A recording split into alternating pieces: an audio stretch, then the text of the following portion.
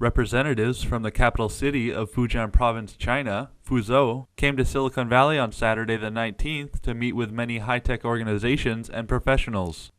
They went to promote the city and all that it has to offer for businesses and technology partnerships. Silicon Valley Chinese Association board members hosted the event in Cupertino. Silicon Valley Engineer Association and many university students associations attended the meeting. 留学人员、女士们、先生们，大家中午好。首先，非常感谢董建林参赞刚才一番热情洋溢的讲话，使我非常的感动。 We interviewed Rongsheng Chen, the bureau director of the Fuzhou Municipal Bureau of Civil Servants, about his hopes for the cooperation. 这个非常高兴，这次来到北美硅谷。那么我们这次的话，是我们福州市的领导带队，也是第一次到硅谷来。但是我们希望这不是最后一次，我们希望从今天开始，我们会来更多次。那么福州的话是东南沿海的省会城市，也是台湾海峡对岸的唯一的一个省会城市。那么去年这几年的话，我们中央的话给予了海峡西岸经济区特别多的优惠政策。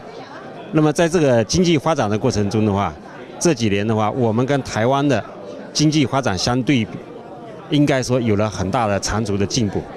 那么也希望的话，通过跟世界的沟通，跟我们华人社会的沟通的话，能够吸引更多的华人华侨，吸引更多的国际化的人才到我们福州来发展、来创业。 Representatives from both Fuzhou and Silicon Valley hope to work together to promote entrepreneurship and the growth of new ideas and business ventures in both areas. Yibing He, John Berge, ICN, San Francisco. In President Obama's second inaugural address yesterday, he urged political leaders to rise above the bitter arguments that plagued his first term.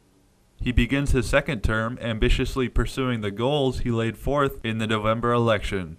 Obama touched on rebuilding the economy, strengthening entitlement programs for future generations, and addressing the threat of climate change.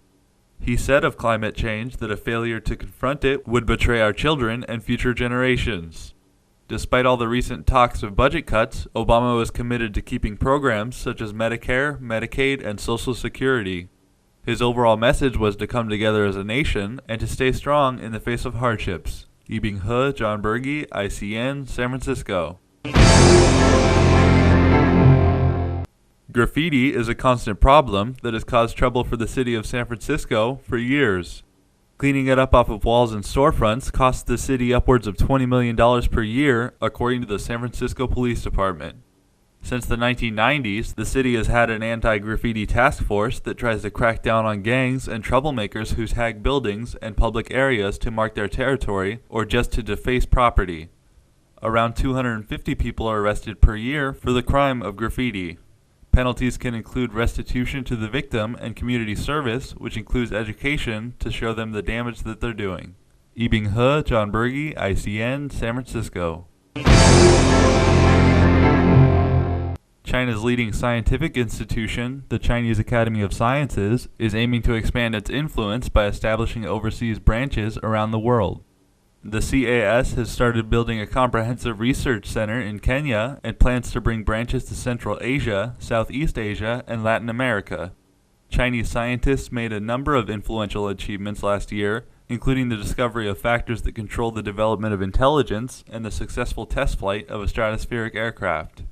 The CAS also announced that it will carry out research on the cause and control of atmospheric dust following record levels of air pollution that hit multiple cities in China last week. Yibing He, John Berge, ICN, San Francisco.